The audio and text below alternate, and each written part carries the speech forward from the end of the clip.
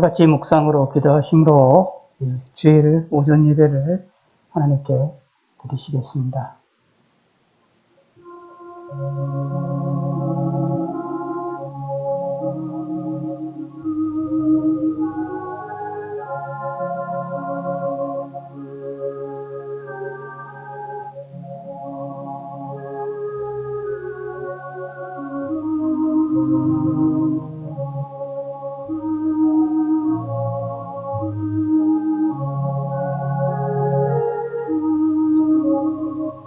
의를 따르며 여호와를 찾아 구하는 너희는 내게 들을지어다.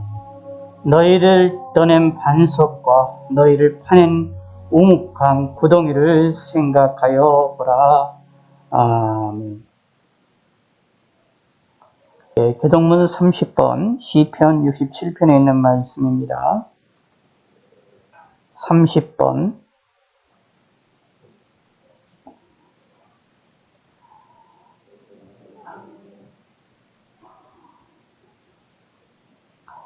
하나님은 우리에게 은혜를 베푸사 복을 주시고 그의 얼굴 빛을 우리에게 비추사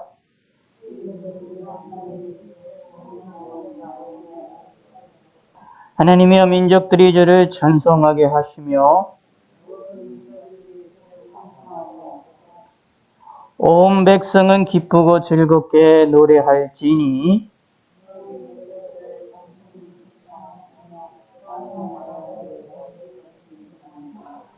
하나님이여 민족들이 주를 찬송하게 하시며 모든 민족으로 주를 찬송하게 하소서.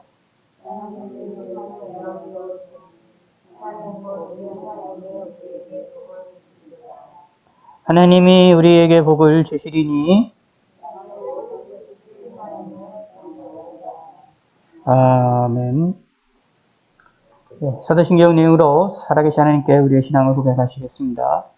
전능하사 천지를 만드신 하나님 아버지를 내가 믿사오며 그 외아들 우리 주 예수 그리스도를 믿사오니 이는 성령으로 잉태하사 동정녀 마리아에게 나시고 본디오 빌라도에게 고난을 받으사 십자가에 못 박혀 죽으시고 장사한 지 사흘 만에 죽은 자 가운데서 다시 살아나시며 하늘에 오르사 전능하신 하나님 우편에 앉아 계시다가 저희로서 산자와 죽은 자를 심판하러 오시리라. 성령을 믿사오며 거룩한 공회와 성도가 서로 교통하는 것과 죄를 사해 주시는 것과 몸이 다시 사는 것과 영원히 사는 것을 믿사옵나이다. 아멘. 누가복음 7장 18절에서 28절입니다. 누가복음 7장 18절입니다.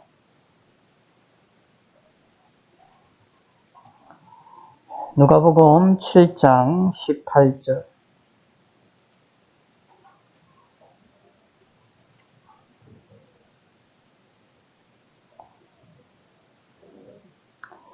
요한의 제자들이 이 모든 일을 그에게 알리니 요한이 그 제자 중 둘을 불러 주께 보내어 이르되 오실 그이가 당신이오니까 우리가 다른 일을 기다리오리까 하라 하며 그들이 예수께 나아와 이르되 세례 요한이 우리를 보내어 당신께 여쭈어보라고 하기를 오실 그이가 당신이오니까 우리가 다른 일을 기다리오리까 하더라 하니 마침 그때에 예수께서 질병과 고통과 및 악기 들린 자를 많이 고치시며 또 많은 맹인을 보게 하신지라. 예수께서 대답하여 이르시되 너희가 가서 보고 들은 것을 요한에게 알리되 맹인이 보며 못 걷는 사람이 걸으며 나병 환자가 깨끗함을 받으며 귀 먹은 사람이 들으며 죽은 자가 살아나며 가난한 자에게 복음이 전파된다 하라. 누구든지 나로 말미암아 실족하지 아니하는 자는 복이 있도다 하시니라. 요한이 보낸 자가 떠난 후에 예수께서 무리에게 요한에 대하여 말씀하시되 너희가 무엇을 보려고 광야에 나갔더냐? 바람에 흔들리는 갈대냐? 그러면 너희가 무엇을 보려고 나갔더냐? 부끄러운 옷 입은 사람이냐? 보라, 화려한 옷을 입고 사치하게 지내는 자는 왕궁에 있느니라. 그러면 너희가 무엇을 보려고 나갔더냐? 선지자가 옳다. 내가 너희에게 이르노니 선지자보다 훌륭한 자니라. 기록된 바 보라, 내가 내 사자를 내 앞에 보내노니 그가 내 앞에서 내 길을 준비하리라 한 것이 이 사람에 대한 말씀이라. 내가 너희에게 말하노니 여자가 낳은 자 중에 요한보다 큰 자가 없도다. 그러나 하나님의 나라에서는 극히 작은 자라도 그보다 크니라 하시니. 아멘.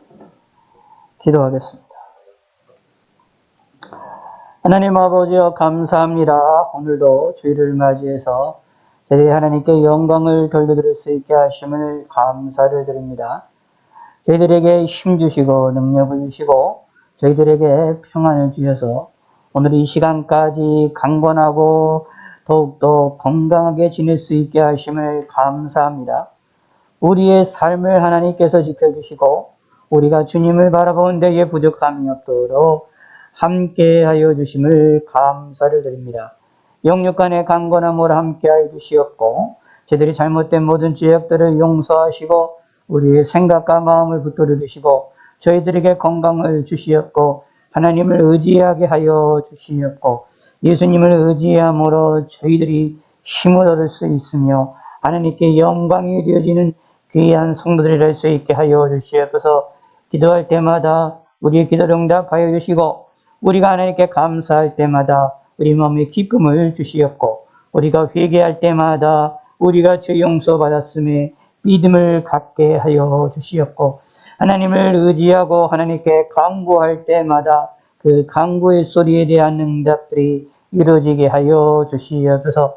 저희 교회를 긍휼을 베풀어 주시고 저희 성도들을 긍휼을 베풀어 주시고 이 코로나 전염병으로 인하여 어려운 세계 속에서 이 어려운 시대 속에서 우리가 무사히 지낼 수 있게 하심을 감사하고 우리 앞으로의 삶도 무사히 잘 지내게 하여 주시옵고 또 우리가 백신을 맞는데도 어려움이 없게 하시고 우리의 몸에 맞고 우리의 육체의 건강에 맞는 백신이 맞아질 수 있도록 하나님이 붙들어 주시고 인도하여 주시옵소서. 우리의 몸의 상태를 우리의 모든 세포 하나하나의 상태들을 우리는 알 수 없사오나 하나님이 역사하셔서 저희들에게 적당한 것들이 되어져서 우리가 어려움을 당하지 않게 하여 주시고 안전하게 지낼 수 있게 하시고 그럼을 통하여 하나님을 섬기는 일에 부족함이 없게 하여 주시옵소서. 뿐만 아니라 저희들에게 강건함을 주시고 저희 육체가 연약하지 않게 하시고 우리 육체에 연약하고 우리 육체의 질병들을 예수님의 이름으로 치료하여 주시옵고 하나님을 바라보게 하시고 하나님을 의지하게 하여 주시옵소서. 오늘의 삶을 지켜주심을 감사드립니다. 우리의 삶에 평안이 넘치게 하시옵고 우리에게 물질을 얻을 수 있는 권세를 주시고 물질을 다스릴 수 있는 권능을 허락하여 주시옵고 우리의 삶의 모든 것들을 함께하여 주시옵소서. 이 나라의 민족을 긍휼을 베풀어 주시고 잘못된 모든 죄악들을 용서하여 주시고 주님이여 용서하여 주시사 바른 길로 나아갈 수 있도록 도와주시고 올바른 길로 나아갈 수 있도록 하나님이 인도하여 주시옵소서. 하나님의 잘못된 모든 죄악들이 악들이 이 나라를 지배하지 아니하도록 하나님이 지켜주시고 용서하여 주시고 기독교인들이 먼저 하나님을 바라보며 하나님을 의지할 수 있게 하나님 인도하여 주시옵소서. 북한에 있는 우리 민족을 긍휼을 베풀어 주시고 속히 그들이 하나님께 영광과 찬양을 돌릴 수 있는 그 날이 속히 이루어질 수 있도록 하나님 인도하여 주시옵소서. 하나님이 함께하여 주시고 하나님이여 붙들어 주시고 이 우상에 따르며 우상 숭배하는 그 정권으로 인하여서 지배를 당하고 있는 그들을 긍휼을 베풀어 주시사 속히 그 우상의 정권이 무너져서 하나님이여 하나님을 마음껏 섬기며 저희들과 함께 예비하며 찬송하는 날이 속히 임할 수 있게 하나님이 은혜를 베풀어 주시옵소서. 하나님 아버지여 감사드립니다. 영육간의 강건함을 주시고 온 세계 만방 곳곳에 있는 주님의 몸된 교회들을 지켜주시고 모든 교회들이 하나님께 영광과 찬양이 될 수 있게 하시고 선진국들이 있는 믿음의 교회들을 지켜주시사 그들의 사명을 잘 감당할 수 있게 하시고 참된 믿음의 사람들과 참된 신학자들과 참된 목회자들이 나타나여서 온 세계 만방 곳곳에 하나님의 말씀을 바르게 전달하며 바르게 영향력을 끼치는 믿음의 사람들이 나타나게 하셨고 그 사명도 우리 나라도 잘 감당할 수 있게 하셨고 세계 만방 곳곳에 있는 연약한 교회들을 지켜주시옵소서. 핍박받는 교회들과 어려움을 당하는 교회들과 경제적인 어려움을 당하는 교회들도 많이 있사옵니다. 또한 코로나로 인하여 고통을 당하며 문을 닫는 교회들과 성도들과 또한 목회들도 많이 있사오니 그들을 위로하여 주시고 그들이 살 수 있는 생활의 길을 열어주시고 살아나갈 수 있는 삶을 하나님께서 함께하여 주시옵소서. 믿는 사람들이 하나님을 바라보게 하시고 하나님을 영화롭게 누리게 도와주시고 정신을 차리며 하나님을 의지할 수 있는 성도들이 될 수 있도록 하나님이 함께하여 주시옵소서. 온 세계 만방 곳곳에 있는 믿음의 사람들의 죄악들을 용서하여 주시고 하나님 온전히 바라보며 하나님을 영화롭게 드리는 데에 부족함이 없도록 함께하여 주시옵소서. 하나님 아버지여 감사드립니다. 영육간의 강건함을 함께하여 주시지 믿사옵고 감사드리오며 예수님의 이름으로 기도드렸습니다. 아멘.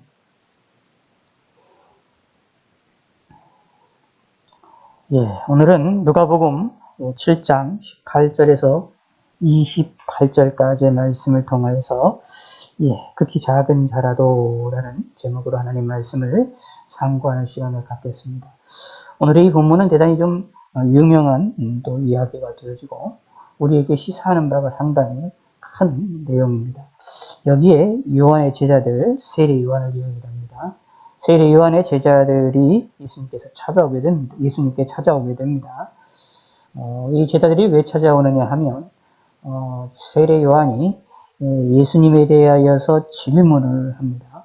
노골적인 질문을 합니다. 오실 그이가 당신이 오리까? 우리가 다른 일을 기다리오리까? 라고 얘기하면서 오실 메시아가 예수님이냐? 라고 직접적으로 물어보고 예수님이 아니면 우리가 어떻게 될 것이냐? 라는 것들을 다른 사람을 기다려야 될 것이냐? 라고 질문을 하는 것을 볼 수가 있습니다. 이에 대하여 예수님께서는 예수님이 행하신 사건을 이야기함을 통하여서 예수님 참된 메시아임을 드러내시는 사건이 벌어지고 그 일에 대하여 예수님께서 세례 요한을 칭찬하시고 세례 요한의 중요성을 말하지만 그러나 세례 요한보다 더 중요한 것이 믿음의 신약 시대에 살고 있는 사람들임을 이야기를 하고 있으니 오늘 본문에 나와 있는 내용입니다. 28절을 봅시다. 내가 너희에게 말하노니 여자가 낳은 자 중에 요한보다 큰 자가 없도다. 여자가 낳은 중에 요한보다 큰 자가 없도다. 왜냐하면 바로 메시아 앞에서 하나님이 이 땅에 인간으로 오셨던 그 예수님 바로 전에 예수님을 전하는 사명을 실질적으로 감당했던 사람이기 때문에 사실은 요한은 여자가 낳은 자 중에 가장 큰 자다라고 예수님이 평가를 하고 있는 내용입니다.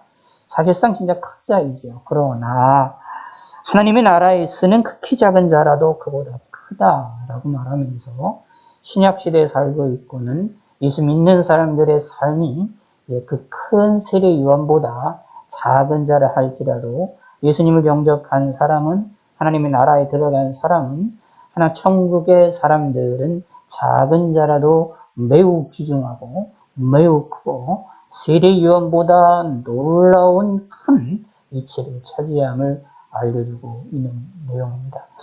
사실 우리 입장에서 보면 세례 요한이 좀 부러운 면이 좀 있습니다. 세례 요한은 예수님을 직접 보았고 또 예수님에 대하여서 사실 요한복음에 보면 사도들이 예수님에 대하여서 제대로 인식을 하기 전에 이미 예수님께서는 예수님에 대하여서 이 세례 요한은 세상죄를 지고 가는 하나님의 어린 양이다라고 전하고 이야기를 하는 사람입니다. 그래서 어떤 누구보다도 어떤 사람들보다도 예수님의 사역과 예수님이 행하신 일과 예수님이 누구인지에 대한 사건을 명확하게 알았던 사람입니다. 나중에 그 후에 이제 사도들은 좀 더 명확하게 알지만 이 사도들 빼놓고는 사실 이 당시만 해도 사실 누구보다도 예수님에 대해서 정확하게 알았던 사람이 세례 요한이므로 상당히 이 세례 요한에 대해서 우리가 좀 두려워할 만한 내용이 있죠. 그리고 거기다가 세례 요한이 말하는 전하는 내용들을 회개에 대한 이야기들과 그 내용들을 많은 사람들이 와서 수정하고 듣고 그래서 이 세례 요한이 주장하는 회개에 대한 세례를 많은 이들이 받게 되는 것을 볼 수가 있게 됩니다. 그렇다면은 이 세례 요한이 참 영향력이 상당히 큰 사람이 되어지기 때문에 우리가 좀 부러운 면들이 있지요. 우리가 참 요즘 같은 경우에 이제 야당 측에서 젊은 이제 대표가 나와서 젊은 사람이 의해서 젊은 사람이 한 사람 말과 행동들이 영향력을 상당히 엄청나게 끼치고 있고 그것 때문에 그 문제를 가지고 그걸 부러워해서 여당 측에 여러 가지 무리수를 두는 것들도 우리가 찾아볼 수 있는데 그런 것처럼 우리가 젊은 사람이 했던 이 우리 것의 모습 좀 부러운 면도 없지 않아 있는 것처럼 예수님 당시 이 세례요한의 우리가 모습을 본다면 참 부럽다라고 생각할 만한 것이 너무나도 많습니다. 그런데 예수님의 말씀은 세례요한을 부러워할 필요가 없다라는 겁니다. 여자가 낳은 자 중에 이 세상에 태어난 사람들 중에 예수님 빼고죠. 그 중에 가장 큰 자가 누구냐? 바로 세례요한입니다. 구약에서 사실 세례요한보다 더 유명하다고 할 수 있는 자가 있지요. 모세 같은 자. 모세 같은 자는 세례요한과 다르게 정말로 하나님에 대하여 깊게 보고 하나님의 계명을 받아서 이스라엘에게 전했던 사람으로는 엄청나게 큰 선지자였고 중요한 사람인데 예수님께서는 뭐라고 표현하느냐 하면 여기에 여자가 낳은 자 중에 요한보다 큰 자가 없다니까 이 말은 무슨 뜻이냐면 모세보다도 누가 더 큽니까? 요한이 더 큽니다. 세례 요한이 더 크다라고 예수님 말씀하십니다. 잘 이해를 하셔야 되는데 오해를 하시면 안 되는데 성경을 가만히 읽고 내용을 보시면 예수님의 말씀이 내가 너에게 말하니 여자가 낳은 자 중에 라고 말했잖아요. 그럼 모든 역사 중에 예수님이 있기 전에 모든 역사 중에 예수님이 오시기 전에 있었던 모든 역사 중에 모든 낳은 사람들을 이야기를 합니다. 모든 태어난 사람, 그럼 그 중에 누가 여기 있습니까? 아브라함도 있을 거고요. 이삭도 있을 거고요. 야곱도 있을 것이고요. 모세도 있을 것이고요. 다윗도 있을 것이고요. 또 훌륭하다고는 이사야도 있을 거고요. 놀랍게 죽음을 맛보지 않고 하늘로 올라갔던 엘리야도 있고요. 엘리사도 있고요. 하나님의 선지자들이 성경에 보면 너무나도 사실상 어떻게 보면 세례 요한보다 더 큰 일을 한 사람들이 더 많습니다. 세례 요한이 와서는 예수님처럼 죽은 자를 살린다거나 병든 자를 고친다거나 이런 일을 했습니까? 세례 요한은 그렇지 않습니다. 세례 요한에 대해서 이제 엘리야라고 불려지는데 엘리야처럼 정말로 기적의 역사를 벌이고 놀라운 권세와 권능을 펼쳤느냐? 세례 요한이? 안 그렇습니다. 그렇지 않았어요. 그런 걸로 따진다면 누가 더 크게 보이느냐 하면 엘리야가 더 크게 보이죠. 엘리사가 더 크게 보입니다. 모세가 더 크게 보일 수밖에 없습니다. 그렇죠? 사역적인 내용을 보면 사역적인 사건과 행동하는 것을 보면 많은 이들이 세례 요한에 찾아와서 그 세례를 받고 했었지만 그러나 사실 많은 사람들이 찾아와서 이야기를 듣고만 했던 영향력을 끼친 걸로 따진다면 모세처럼 영향력을 끼친 사람이 어디 있습니까? 모세뿐만 아니라 그 후손들 전체 그리고 우리들까지도 영향을 끼치고 있는 사람이 모세이지 않습니까? 그런 걸로 따진다면 모세라는 사람과 비교할 때도 분명히 모세가 더 큰 자일 수 있는데 예수님의 말씀은 이상하게 모든 여자가 낳은 자 중에 가장 큰 자가 세례 요한이라고 합니다. 모세라고 얘기를 하지 않습니다. 엘리야라고 얘기하지 않습니다. 이사야라고 얘기하지 않고 엘리사라고도 얘기하지 않고 기적을 많이 벌였던 사람들이라고 얘기하지도 않습니다. 누구요? 세례 요한입니다. 세례 요한의 사역을 가만히 보십니다. 말씀만 전하고 회개의 사역을 했고 예수님에 대해서 이제 그런 것만 했지 사실 많은 이들은 기적을 벌이지도 않았지요. 놀라운 일도 그러지 않고 심지어 이 세례 요한이 성경을 직접 기록했습니까? 아니죠. 사역적인 면에 보면 구약에 있는 그 훌륭한 사람들에 비하면 작은 사람입니다. 일을 적게 한 사람입니다. 그런데 예수님은 세례요한이 더 크다라고 말합니다. 모세보다 더 크다고 말하고 있는 거고요. 엘리야보다 크다고 말하고 있는 거고요. 그 훌륭한 왕이었던 다윗 왕보다 크다고 말하고 있는 겁니다. 왜 크셨다요? 왜 예수님이 크다고 말씀할까요? 이유인즉슨 메시아 앞에서, 그리스도 앞에서 그리스도를 전하는 최후의 선지자였기 때문입니다. 예수님 앞에서 예수님을 소개하는 가장 중요한 일을 감당했던 사람입니다. 예수님이 중요하기 때문에 예수님으로 인하여서 중요한 사람이 누가 될 수밖에 없었다고요? 세례 요한이 될 수밖에 없었어요. 예수님의 평가입니다. 그런데 또 우리를 향하여서 말합니다. 그 훌륭하다고는 세례 요한보다 예수님을 믿고 예수님을 바라는 신약에 살고 있는 하나님의 백성들은 더 크다 라고 말하고, 우리 인간은 크고 높고 권위 있고 명예를 많이 갖는 것을 요구를 하는데, 원하는데, 그 크고 높고 명예를 많이 갖는 게 바로 누구냐? 하나님이 믿는, 예수님을 믿는 백성들이다. 누구보다도요? 세례 요한보다도. 우리가 부러워할 만한 세례 요한보다도. 그러면 따지면 이렇겠죠. 이렇게 말을 할 수가 있는 겁니다. 자, 이 논리로 가면, 이 내용을 가만히 추리를 보면 우리가 구약 시대에 우리가 부러워할 만한 사건들이 많습니다. 유대인 백성들이 하나님께서 홍해바다를 건너게 할 때에 양옆에 물이 갈라지고 건너는 사건들, 그렇죠? 그리고 10가지 재앙을 내려줬던 것들, 그런 놀라운 것들은 아브라함과 이삭과 야곱은 보면 어떻게 하나님 음성을 듣잖아요. 하나님 말씀 직접 듣잖아요. 우린 듣지도 못하는데 부럽잖아요. 그리고 이스라엘 백성들은 하나님 앞에서, 신의 산 앞에서 다 한꺼번에 앉아서 밥을 먹습니다. 하나님의 임재를 경험합니다.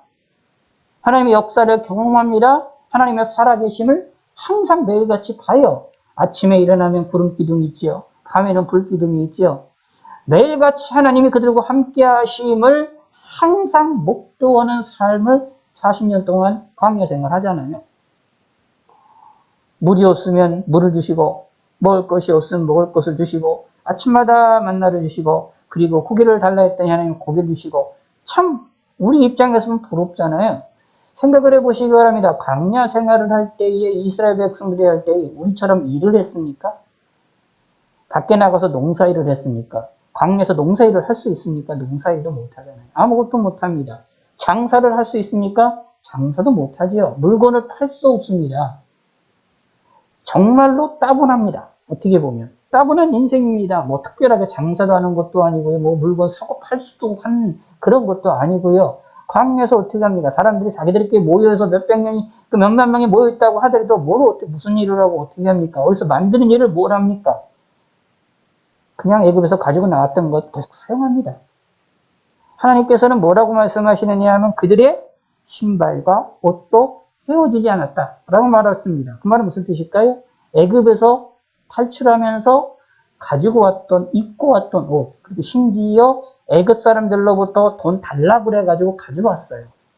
달라고 해서 모든 걸 다 갖고 왔거든요. 옷과 모든 걸 다 갖고 왔는데 그때 가져왔던 그것 그대로 헤어지지 않고, 우리 1년만 입어도 헤어지는데 헤어지지도 않고 그것을 그대로 사용하겠다라는 이야기입니다. 어떻게 보면 단순하고 대단히 좀 이렇게 단조로운 생활이라고 볼 수 있는데, 그런데 또 다른 면에서 보면 어떻게 될까요? 일도 안 하면서 그냥 소위 말해서 그냥 편하게 놀고 먹었는데 잘 살고 잘 먹고 잘 산 거랍니다. 40년 동안. 아무 일도 안 하고 아무것도 안 하고 아침에 일어나서 할 일은 딱 하나, 아침에 일어나가지고 어떻게 만나를 걷어내는 것, 이거 하나밖에 더 어디 있습니까?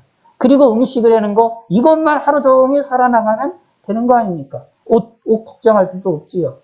다 동일한 사람들 옷 입으니까 누가 옷 가지고 자랑하고 뭐하고 백화점 가서 뭘 사고 이런 거 고민할 필요도 없잖아요. 그냥 입는 것 계속 입어도 아무런 문제가 없고, 그 옷도 헤어지지도 않고 신발도 헤어지지도 않고 그거 다를 일 걱정할 필요도 없고, 그렇게 삶을 살아나가는 인생입니다. 참 부럽지 어떻게 보면. 그런데 그런 부러운 인생이지만 성경은 말합니다. 예수님께서는 말씀하고 계십니다. 그들보다도 우리가 실제는 더 큰 복의 사람이고 더 큰 사람이다 라는 겁니다. 복된 사람이다 라는 겁니다. 저도 이제 그런 생각을 해본 적이 있습니다. 저는 이렇게 복잡하고 어지러운 지금 이런 세계 속에서 살다가 보면 옛날 종교개혁 시대나 옛날 믿음의 사람들이 많이 있던 부흥 시대들이나 아니면 구약 시대나 이런 시대 사람들이 하나님을 믿기가 하나님을 섬기기가 더 쉬웠으니까 그때가 좋았지 않나라고 부러운 생각들을 한 적이 있었는데 또 다르게 생각을 해보면 예수님의 이 말씀대로 우리는 지금 살고 있는 우리가 가장 귀중하고 가장 소중한 시간이다 라는 것입니다. 이것을 깨달으시기를 바라겠습니다. 우리는 예수 믿는 저와 여러분들의 삶은 무엇이냐 하면 구약 시대에 있는 사람들보다 사실은 더 큰 자이고 더 소중한 자이고 더 복된 자임을 기억을 하시기 바랍니다. 내가 너희에게 말하는 이 여자가 낳은 자 중에 요한보다 큰 자가 없도다. 그러나 하나님 나라에서는 그 긴 작은 자라도 그보다 크니라 하시니 우리는 하나님 나라에서 지극히 작은 자임을 기억하시기 바랍니다. 그러므로 지극히 작은 자라도 우리는 기뻐하고 즐거워할 줄 아는 성도들이 되셔야 됩니다. 예수님을 믿는 것, 예수님 믿고 섬기는 것, 하나님 나라 천국의 백성이 된 것이 얼마나 소중한 것인지를 깨닫고 감사할 줄 알고 소중하게 여길 줄 아시기 바라겠습니다. 구약에 있는 엘리야처럼 큰 기적의 역사를 벌이지 못한다 하더라도 이 세례 요한처럼 많은 이들로부터 집중과 명령과 명성을 얻지 못한다 하더라도 우리는 하나님 앞에 세례 요한보다 더 큰 자이고 구약에 있는 사람들보다 더 큰 자임을 믿으셔야 됩니다. 왜 그럴까요? 이유인즉슨 예수님 때문에 그렇습니다. 예수님을 믿기 때문에 그렇습니다.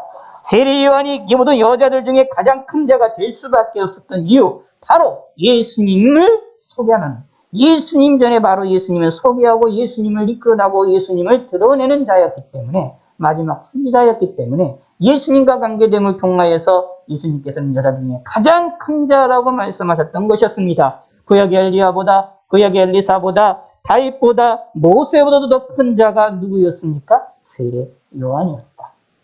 근데 우리는 그 세례 요한보다 더 큰 자가 바로 예수 믿는 자들이다 라는 겁니다.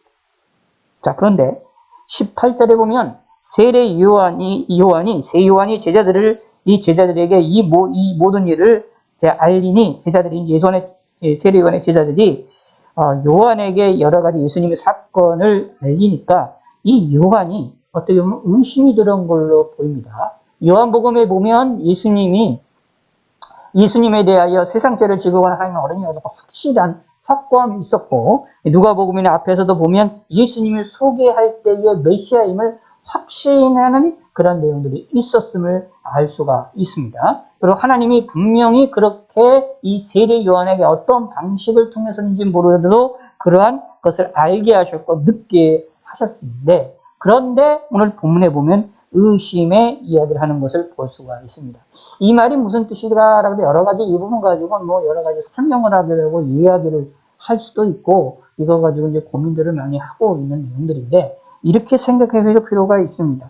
오실 그이가 당신이 오리까 우리가 다른 일을 기다리오리까 라고 하는 이 질문, 사실상 이건 말 그대로 명백하게 의심에 대한 질문인데, 이런 의심에 대한 질문이 뭐냐 할 때에 세례 요한이 완벽하게 예수님에 대하여서 부인을 했다, 예수님에 대해서 완전하게 의심을 했다라고 생각하기보다는 뭐라고 할까, 예수님에 대해 앞서서 다른 복음서들을 보면 분명히 예수님에 대한 믿음을 가지고 있다라는 것을 분명히 알 수가 있는데, 그런데 예수님의 행하시는 것을 보고 자기가 생각하는 예수님에 대한 메시아에 대한 기대와 메시아에 대한 사고랑 예수님이 행하시는 것을 이야기를 듣는 것과 다른 것처럼 느껴졌기 때문에, 다르게 느껴졌기 때문에 문제가 발생한 것이다, 이런 질문을 한 것이다 라고 이해를 하시면 됩니다. 이런 의심의 질문을 한 것이다 라고 보시면 됩니다. 엄격하게 얘기해서 완벽하게 의심했다라기보다는 조금 의심했다 라고 보시면 됩니다.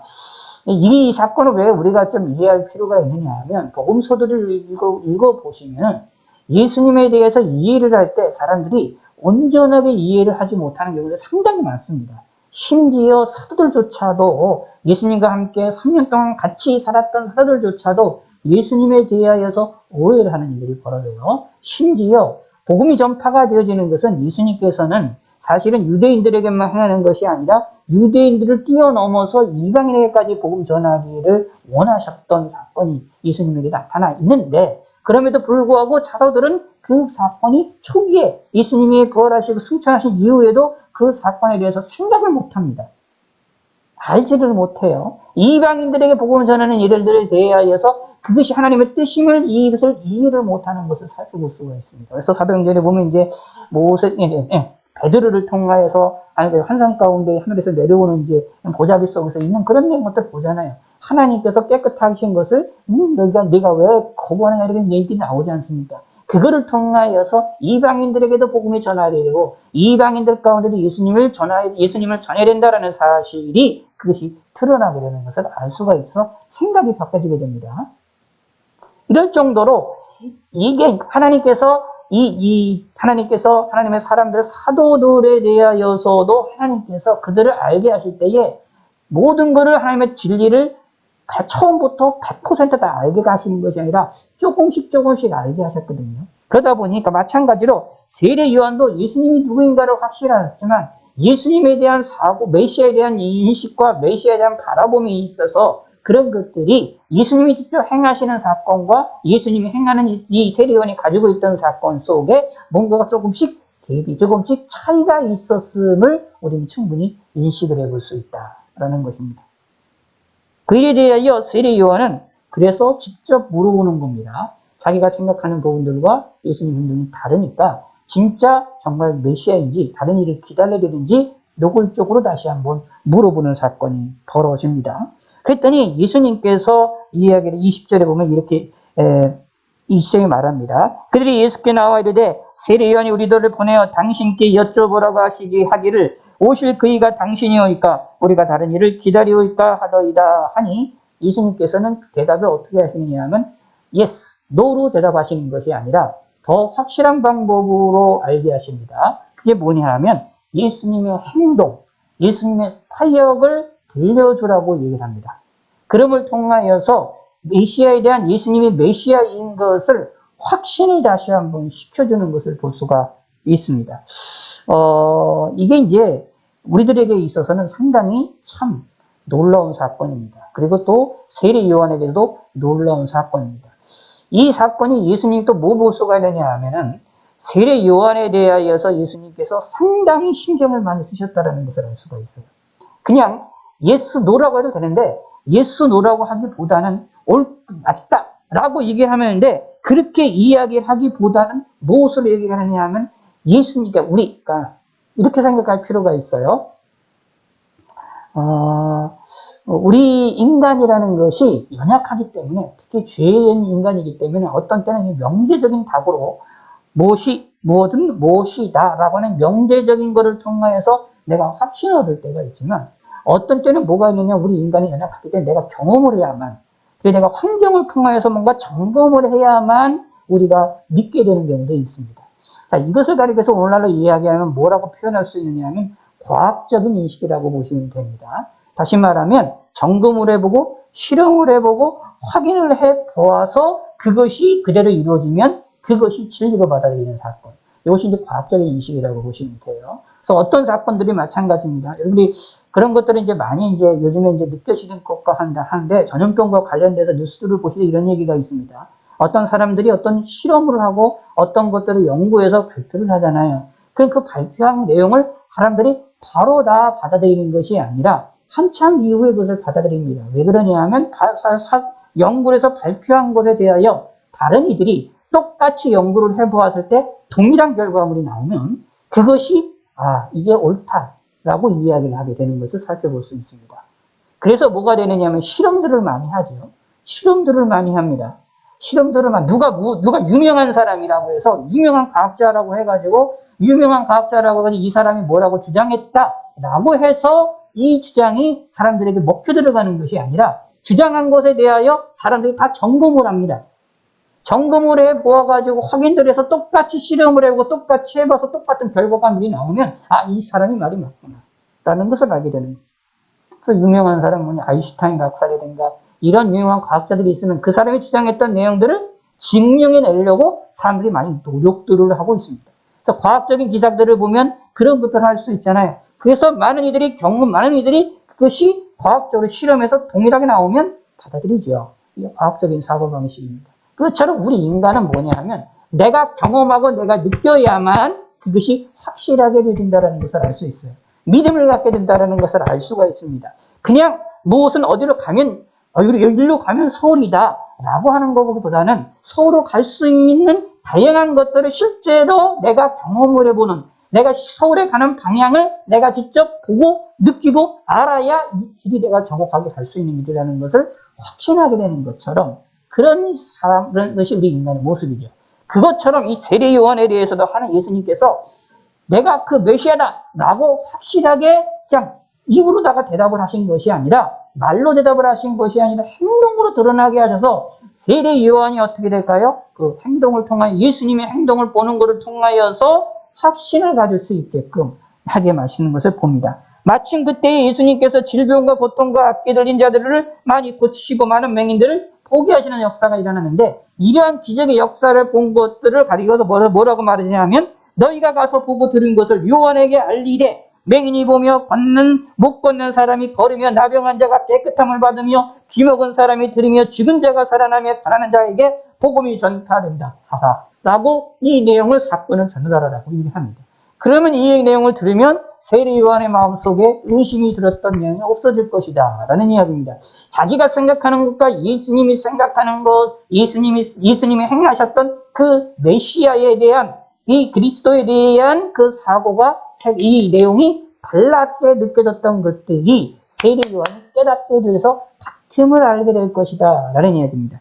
왜냐하면 여기 22절에 나와 있는 요 구절과 같은 것들은 구약 시대에 22절에 나와 있는 이 사건은 구약 시대의 메시아에 대한 메시아가 해야 될 사역 가운데 하나로 나타나는 모습이기 때문에 그렇습니다. 그렇기 때문에 예언되어 있던 사건이에요. 그러므로 예수님이 예언되어 있던 대로 그대로 행하고 있다라는 이야기입니다. 그러므로 예수님 스스로가 메시아임을 드러내시는 겁니다. 말로 하시는 것이 아니라 행동을 통하여 보여주심을 통하여 세례 요한의 믿음을 더 확고하게 만드시는 겁니다. 사실 이 세례 요한의 이 상황이 어떤 상황이냐 하면 헤롯에 의하여서 감옥에 갇혔던 순간입니다. 그리고 감옥에 갇혔던 순간이기 때문에 사실은 여기 얼마 안 돼서 세례 요한이 죽습니다. 쉽게 해서 순교를 해요. 그러니까 쉽게 해서 순교 직전에 있는 상황이에요. 순교의 직전의 상황이기 때문에 감옥 속에 들어가 있어서 모든 것이 막혀져 있는 상황 속에 있을 때에 그때 무엇을 잊겠습니까? 죽음에 대한 느낌도 이 세례 요한이 있었을 것입니다. 그런 순간 속에서 자신의 가장 최고의 사명이었던 예수님을 소개하는 일, 이 메시아에 대한 이야기를 대한 것을 확실하게 이야기하는 일이 자기에게 있어 사명의 가장 중요한 핵심적인 사명인데 그거라고 본인도 알고 있거든요. 뭐냐면 자신은 광야에서 외치는 자의 소리라고 말하고 있어요. 자신의 사명을. 자신의 과신의 사명이 외치는 자의 소리라는 얘기가 뭐냐면 자기 뒤에 바로 메시아, 그리스도가 올 거고 그분을 소개하는 자가 바로 자기라는 사실을 확고하게 알고 있던 사람입니다.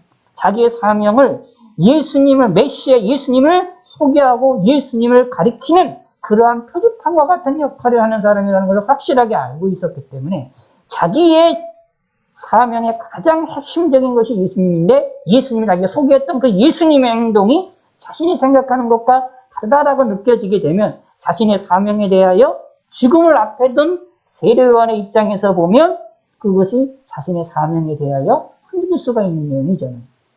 내가 올바른 일을 했느냐? 내 삶이 올바른 삶이 되었느냐? 내 인생이 올바르느냐? 내가 하나님 앞에 바르게 살아나가느냐? 라고 그런 생각들이 들 수 있지 않겠습니까? 그런데 그런 사람에게 예수님께서는 어떻게 그를 들 수 있는 이 세례요한에게 어떻게 이것을 예수님이 행하신 것을 들려지게 하고 알게 함을 통하여서 세례요한이 확신을 가지게 합니다. 이것을 들었던 세례요한이 성경에 나오지 않습니다만 세례 요한의 마음이 어떻을까요? 우리가 상상해 볼 수 있지 않습니까? 우리가 상상해 본다면 세례 요한의 마음이 얼마나 기뻤을까요?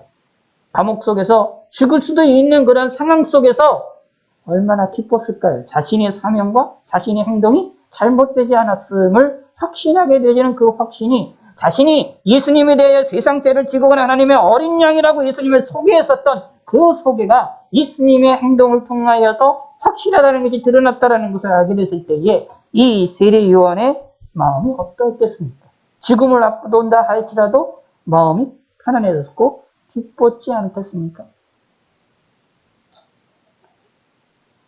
그러므로 여기에 예수님이 세례 요한을 살피시는 세밀한 활동을, 음성을 알 수가 있습니다. 마찬가지입니다. 저와 여러분들에 대해서도 하나님 우리를 향하여서도 이렇게 세밀하게 움직이실 것이다 라는 겁니다.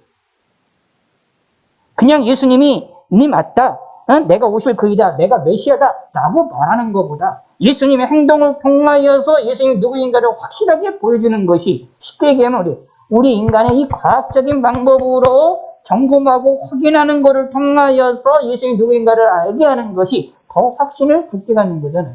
왜 우리가 지구가 둥글다고 얘기를 합니까? 많은 사람들이 그것을 확인했고 그것을 점검했기 때문에 그걸 믿고 있는 거 아닙니까? 확신하고 있는 거 아닙니까? 물론 미국에서는 아직도 지구가 이 세상이 평평하다라고 주장하고 있고 그렇게 믿는 사람들도 있다라고 하지만, 그러나 우리는 대부분 지구가 둥글다라는 사실을 이미 과학적으로 다 알고 있죠. 왜 그럴까요? 하고 있기 때문에. 모든 이들이 하기 때문에. 우리는 태양이 우리 주위를 도는 게 아니라 우리 지구가 태양 주위를 돈다라고 알고 있잖아요. 너무나 당연한 거 아닙니까?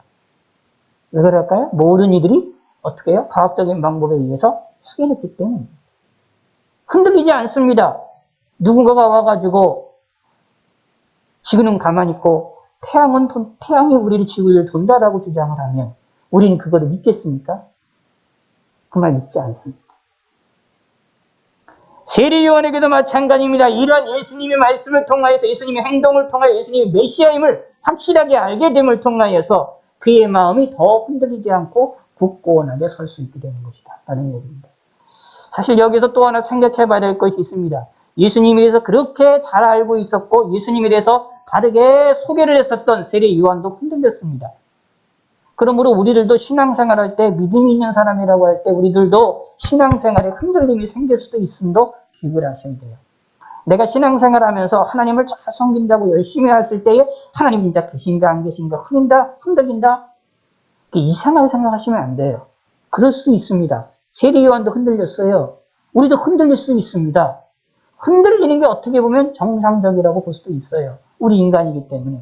연약하기 때문에 내가 예수님 믿는 것이 이게 올바른 건지, 내가 예수님이 계시다라는 것이 확실한 건지, 살아계신 하나님이 이 세상을 창조했다는 걸 확실하다는 걸 믿고 있지만, 믿고 있음에도 불구하고 왠지 의심이 들 때도 있다라는 얘기입니다. 원리는 사단의 원인들은 여러 가지가 있죠. 사단의 유혹 때문에 그럴 수도 있고, 내 육체의 연약함도 있을 거고, 내 지식의 연약함 때문에 그럴 수도 있고요. 환경 때문에 그럴 수도 있고, 여러 가지 때문에 있을 수도 있지만, 어쨌거나 중요한 사실은 그것도 할지라도 내 믿음이 있음에도 불구하고 믿음에 대해 흔들림이 생길 수 있습니다.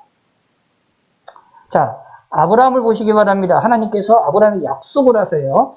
아브라함의 이삭이 있기 전에 아브라함이 약속하시잖아요. 내 씨를 통하여서, 내 자녀를 통하여서 아브라함에게 하나님께서 축복해 주시기를 약속을 해주세요.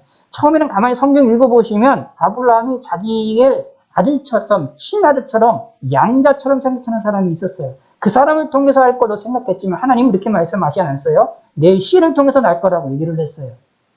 그 약속을 하니까 그 생각을 버리고 자신의 씨를 낼 걸 생각하는데 점점 자녀는, 그런데도 불구하고 자녀는 나타나지 않죠. 자녀는 태어나지도 않죠. 걱정을 하잖아요. 그래서 어떻게 돼요? 중간에 이스마엘을 태어나게 하잖아요.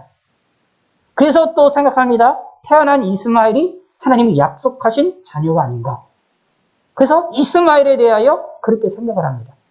근데 하나님께서는 이스마엘이라고 얘기하지 않으세요. 또 어떻게 하십니까? 바로 사라를 통해서 난 이삭임을 낳게 하심을 이야기합니다.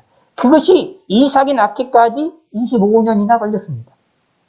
하나님이 약속해 주시고도 25년. 그러면 그의 인생을 따져보시기 바랍니다. 그의 인생이 100세니까 100년이 걸렸습니다. 사실상 약속의 자녀가 쉽게 얘기하면 자신의 아처게들에게 약속의 자녀가 나는 게 100년이 걸렸어요. 근데 중간에 이스마엘을 낳게 하도록 이 아브라함이 흔들렸지 않습니까? 이게 우리 인간입니다. 그러면 신앙생활함에 있어서 하나님을 섬긴다라고 할 때 내가 하나님이 예수님을 믿는다라고 했을 때 믿음을 가졌지만 내 믿음이 이게 올바른가 아닌가 흔들릴 때가 있어요. 근데 흔들려도 사실 문제가 되는 게 아닙니다. 중요한 건 뭐냐 하면 흔들리는 게 중요한 게 아닙니다. 그 다음이 중요한 겁니다. 세례 요한이 어떻게 했습니까? 제자들을 예수님께 보냈잖아요. 물어봤잖아요. 그것도 되게 노골적으로 물어봅니다. 이렇게 노골적으로 물어보는 경우도 없어요. 생각을 해보세요. 19절 오실 그이가 당신이 오니까 우리가 다른 일을 기다리오리까. 어떻게 보면 이게 장치에 보면 예수님에 대하여 마치 믿지 않아가지고 예수님에 대하여 명예를 깎는 것처럼 얘기할 수가 있는 내용이에요. 당신 가짜 아니에요? 라고 물어보는 겁니다. 한마디로 얘기해서. 예수님에 대하여 당신 가짜 아닙니까? 이렇게 물어보는 거예요. 자기가 소개해놓고 이 자기들 가짜 아니냐 이렇게 물어볼 수가 있는 내용이에요. 그러면 어떻게 보면 언뜻 보면 예수님에게 입장에서 보면 어떻게 되냐면 상당히 이상한 얘기를 들려줄 수 있는 내용이죠. 그럼에도 불구하고 세례 요한은 솔직하게 물어보았습니다. 직설적으로 물어보았습니다. 이것을 기억하시기 바랍니다. 이게 우리가 행해야 될 일입니다. 흔들릴 수가 있습니다. 움직일 수가 있습니다. 근데 그 다음이 문제인 겁니다.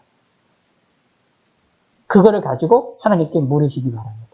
하나님께 가까이 가시기 바랍니다. 흔들리는 걸 가지고 믿음이 흔들리는 걸 가지고 그냥 가만히 있지 말고 그거를 가지고 하나님 진짜 맞습니까? 하나님께 나가와서 하나님께 물어보시고 하나님께 기도하시고 하나님께 내어놓으시기 바랍니다. 내 믿음이 진짜인지 가짜인지 알 수 없습니다. 그럼 하나님께 나아오시기 바랍니다. 예수님 믿는 게 진짜라는 것을 내가 알 수 없게 흔들립니까? 그러면 예수님께 다시 물어보세요. 미안하게 생각할 필요가 없습니다.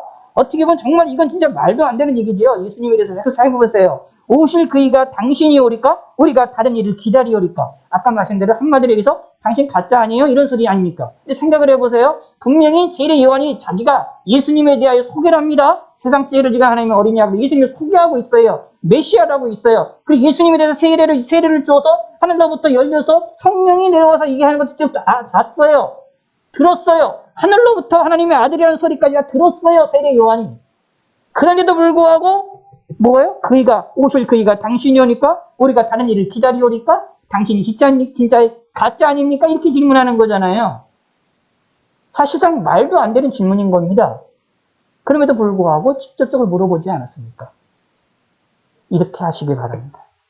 그러면 하나님은 우리를 불쌍히 여기십니다. 세례 요한을 불쌍히 여기셨던 것처럼 우리를 불쌍히 여기서 우리의 믿음을 더 굳게 가질 수 있게끔 쉽게 해서 우리에게 과학적인 방법을 통하여서도 직접은 언론 통하여서도 경험을 통하여 하도록 우리에게 행하실 것이다 라는 얘기입니다. 그래서 우리의 믿음을 어떻게 해요? 망치로 쳐서 기둥이 땅속에 깊이 박히도록 하게 만드십니다. 이게 하나님의 은혜입니다. 왜냐하면 하나님이 여기에 세례 요한을 사랑하셨기 때문입니다. 세례 요한에 대하여 귀중히 여기셨기 때문입니다. 그러므로 우리에 향하여서도 귀중히 여길 겁니다. 자, 23절에 말합니다. 누구든지 나로 말미암아 실족하지 않은 자는 복이 있도다. 두 가지가 있는 여기서 말하고 있는 거예요. 예수님을 바라보면서 실족하는 자들이 있는데 실족하지 않은 사람도 있구나라는 겁니다. 이 세례 요한도 여기 보면 이런 얘기가 나와요. 이 말톡에서 예수님께서 세례 요한, 예수님에 대한 사역을 보면서 예수님에 대한 사역을 보면서 세례 요한이 잠깐 흔들렸음을 알고 있어요. 근본적으로 흔들렸다라기보다는 조금 흔들렸음을 알 수가 있어요. 그런데 예수님께서는 그것을 실족하지 않도록 다시 붙잡아 주시는 사건입니다. 네, 그래서 성경에서는 예수님을 향하여 거치는 반석이라고 묘사를 하시기도 하거든요. 성경에서는. 그래서 예수님을 딱 됐을 때에, 예수님을 딱 만나게 됐을 때에, 예수님께로부터 내가 예수님께서 깨져가지고 내가 하나님께 겸손하게 예수님을 바라보는 사람이 있는가 하면, 깨져서 예수님께 실족해서 오려 나가는 그런 사람들이 있다라는 얘기입니다. 그것을 확연하게 보여주는 사건이 예수님 십자가 사건입니다. 예수님 십자가 사건에 양편 강도 둘이 있잖아요. 근데 특별히 강도가 있는데 둘 강도가 처음부터 하나님을 섬겼던 것이 아니에요. 복음서도 여러 개를 보면 뭐가 되느냐면 둘 다 예수님을 다 처음에 원망을 합니다. 그러다가 한편 강도는 예수님을 인정을 합니다. 회개하고 실제적으로 인정하는 거예요. 그래서 예수님께서 내가 오늘 나와 낙원에 있겠다는 예수님 말씀을 구원을 받게 되는 놀라운 축복을 받게 되고, 한편 강도는 끝까지 예수님을 원망하다가 망해버리지요. 예수님의 십자가 안에서의 두 가지로 싹 갈라졌던 것. 그것이 바로 예수님을 만났을 때 일어나는 사건입니다. 그러므로 우리는 예수님을 만났을 때 어떤 사람이냐, 어떻게 되어질 거냐라는 겁니다. 실족하지 않는 사람, 복 있는 사람이라는 얘기입니다. 그러면 저와 여러분들은 복받은 사람입니다. 예수님을 믿게 된다고 할 때, 예수님을 믿으라고 했을 때에 예수님을 믿게 되고 예수님을 받아들인 것에 대하여 나는 복받은 사람이라는 사실을 기억하셔야 됩니다. 이게 이제 성경이 우리에게 말하는 거고 예수님이 우리에게 약속하신 거예요. 성경에는 저와 여러분들을 향하여 뭐라고 표현하고 있느냐면 복받은 사람이라고, 저주받은 사람이라고 얘기를 하지 않습니다. 복받은 사람이라고 얘기를 합니다. 그러니까 어떤 일이 있든지 무슨 일이 있든지가 하나님께서는 우리를 향하여 복받은 사람이라는 사실을, 우리에게 복을 주신다는 사실을, 우리에게 복을 내려주실 것이라는 사실을 성경에서 명확하게 얘기하고 있기 때문에 이거를 꼭 믿으셔야 됩니다. 그리고 이거를 마음속에 새기셔야 돼요. 왜냐하면 사단은 우리 마음속에 와가지고 자꾸 우리가 복받은 사람이 아니고 저주받은 사람이라고 자꾸 우리를 속삭일 때가 많아요. 근데 우리를 하나님께서 왜 복받은 사람이라고 얘기를 해요? 생각을 해보십시오. 아브라함 같은 경우는 이삭이 태어나기까지 25년, 약속하시고 25년이나 걸렸죠. 다윗 같은 경우도 보시기 바랍니다. 다윗이 이제 어릴 때 이제 사무엘로부터 기름 부음 받아가지고 왕이 되겠다고 그랬잖아요. 왕이 되고 나고부터 해가지고 모든 것이 승승장구했느냐? 그렇지 않아요. 그렇잖아요? 그렇지 않잖아요. 뭐 골리앗 만나서 승승장구 하다가 어떻게 됩니까? 바로 그냥 사울왕으로부터 쫓김을 당해서 많은 이들에게 고통을 당하잖아요. 근데 혼자만 고생하면 좋겠는데 그게 아니라 다윗을 쫓는 사람들까지도 다, 그 가족들까지도 다 고생을 하잖아요. 그리고 나서야 왕이 됩니다. 근데 왕이 될 때도 다윗이 순식간에 왕이 된 것이 아니에요. 처음에는 유대 지파의 처음의 왕, 유대 지파의 왕으로서 7년이 있어요. 그 후에야 나중에 전체 지파의 왕이 됩니다. 처음부터 전체 지파의 유대인의 왕이, 전체 이스라엘 백성들 전체 12지파의 왕이 됐던 것이 아니에요.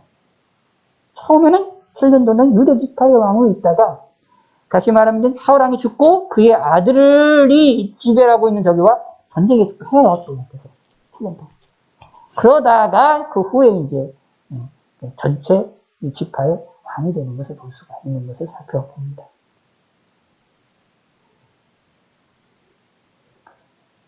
그럼 그 도망쳐 다닐 때 아브라함 같은 경우는 그 자녀들이 없었을 때에 복 없는 사람처럼 보이잖아요.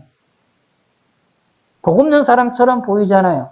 하나님께로 저주받은 사람처럼 보이잖아요. 하나님이 약속해 줬는데 약속이 이루어지지 않잖아요. 저주받은 것처럼 보이잖아요. 그러나 시간이 지났더니 그것이 오히려 복이었음을 알려주고 있는 겁니다. 기억하시기 바랍니다. 저와 여러분들은 복 있는 사람입니다.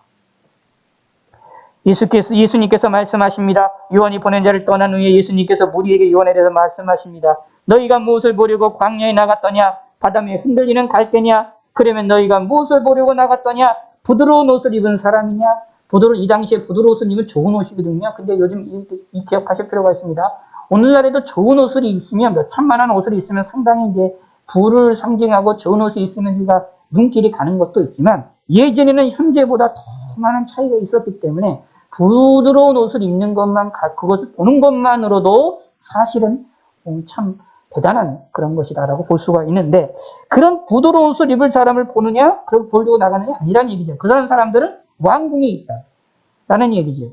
이 세례 요한을 보러 나갔던 이유가 뭐냐? 그것은 나왔던 이유가 뭐냐? 선지자였기 때문에, 하나님이 보내신 자였기 때문에 세례 요한에게 갔다. 그런데 말합니다. 27절 기록된 바 보라, 내가 내 사자를 내 앞에 보내느니 그가 내 앞에서 네 개를 준비하리라. 바로 누구냐? 세례 요한이 메시아를 기다리는, 메시아를 바로 소개시켜주는 앞서 보낸 사람이다. 그래서 뭐라고 말하고 있느냐? 26절, 선지자보다 훌륭한 자입니다. 그러므로 선지자인데, 마지막 선지자인데 모든 선지자들보다 더 훌륭한 선지자였다라고 말하는 거예요. 왜냐하면 예수님 앞에 보내심을 받은 사람이었기 때문이다. 그러므로 세례요한의 말을 따라야 된다라는 얘기입니다. 세례요한의 말을 따른다라는 얘기는 세례요한이 누굴 소개했다고요? 예수님을 소개했으니 예수님을 쫓아야 된다라는 얘기입니다. 예수님의 자신의 말을 들어야 된다라는 것을 또 알려주고 있는 내용입니다. 그런데 예수님은 놀랍게 이렇게 예수님이 인정하고 칭찬하는 이 세례요한보다 모든 선지자 중에 선지자들보다 더 훌륭하다, 더 큰 자라고 인정하는 그 선지자였던 이 세례요한보다 예수 믿는 저와 여러분들을 더 큰 사람으로 인정하고 있음을 믿으시기를 바라겠습니다. 28절의 말씀을 읽고 마치겠습니다. 내가 너에게 말하노니 여자가 낳은 자 중에 요한보다 큰 자가 없도다. 그러나 하나님 나라에서는 극히 작은 자라도 그보다 크니라 하시니. 아멘. 저와 여러분들은, 예수 믿는 저와 여러분들은 큰 자임을 생각하시기 바랍니다. 세례요한보다 더 크고 세례요한보다 더 명예가 있고 세례요한보다 더 큰 권세를 가진 자입니다. 세례요한보다, 아니 구약에 있는 믿음의 사람들보다, 구약에 있는 많은 사람들, 기적을 벌였던 사람들보다 사실 더 큰 자가 저와 여러분들입니다. 엘리야보다, 다윗보다, 모세보다 더 큰 자가 예수 믿는 저와 여러분들입니다. 왜 그럴까요? 예수님 때문에 그렇습니다. 그러므로 예수 믿는 이는 저와 여러분들을 하나님의 복된 사람으로 깨달으시고 귀중하게 생각하시며 하나님께 영광을 돌리시는 성도가 되시기를 바라겠습니다. 하나님 아버지여 감사드립니다. 우리가 하나님 앞에 영광과 찬양을 돌려드릴 수 있게 하심을 감사를 드립니다. 저희들을 지켜주시고 하나님의 은혜를 베풀어 주시옵소서. 하나님의 영광 받아주시고 저희들이 참으로 세례요한보다 더 큰 자임을 깨닫게 하여 주시고 복받은 자임을 깨닫게 하시고 우리를 향한 하나님의 귀중한 사랑이 얼마나 큰지를 우리가 깨달을 수 있도록 도와주시고 복 중에 복된 사람이며 하나님의 은혜 중에 은혜를 받은 사람임을 우리가 깨달아서 하나님을, 예수님을 온전히 믿는 성도들이 될 수 있게 하여 주시옵소서. 우리가 때로는 우리의 믿음에 대한 의심이 생겨날 때 솔직하게 하나님께 나와 하나님께 물으며 하나님께 간구하며 하나님을 붙잡는 성도가 될 수 있도록 축복하여 주시옵소서. 감사드리오며 예수님의 이름으로 기도드렸습니다. 기도하겠습니다. 하나님 아버지여 감사합니다. 오늘도 주님 앞에 나와 예배를 드리며 하나님께 영광을 돌려드리며 하나님께 귀한 예물을 드렸습니다. 이 예물을 받아주시고 우리의 마음을 받아주시고 우리의 믿음을 받아주시옵소서. 우리에게 능력 주시고 우리에게 권능을 주심을 감사합니다. 물질을 쓰는 권세를 주심을 감사합니다. 이 세상을 살아나가면서 어려움이 없도록 하나님이 저희들을 지키시고 보호하여 주시옵소서. 각종 예물로 감성과 일처분전임과 성경금과 이렇게 11조 헌금으로 하나님께 영광을 돌렸고 주일 예배로 헌금으로 하나님께 영광을 돌려드리오니 이 예물을 통하여 하나님이 영광 받아 주시옵고 우리의 삶에도 하나님이 영광을 주시고 은혜를 베풀어 주시옵소서. 저희들을 지켜주심을 감사합니다. 영광 받아 주시고 예수님의 이름으로 기도드렸습니다. 아멘.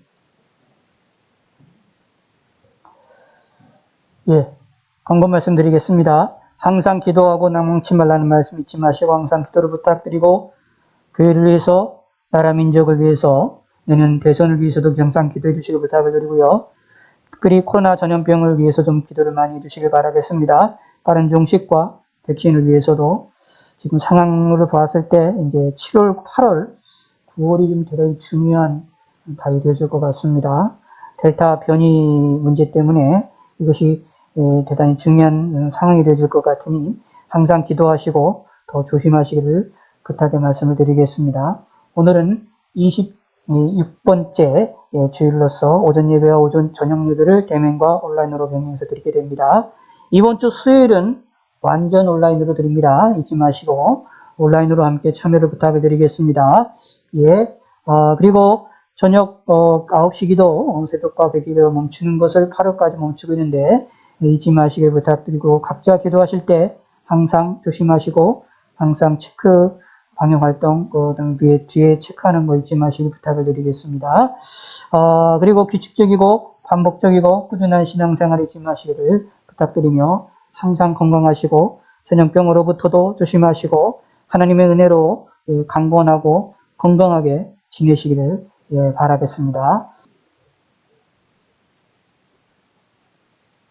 이제는 우리 예수 그리스도의 은혜와 하나님의 넓고 깊고 높은 사랑과 성령님의 감동감을 다 충만 교통 내주하시니 여기 있는 모든 내주와들의 신령과 가정과 교회와 나라는 영원히 이제부터 영원토록 함께할지어다.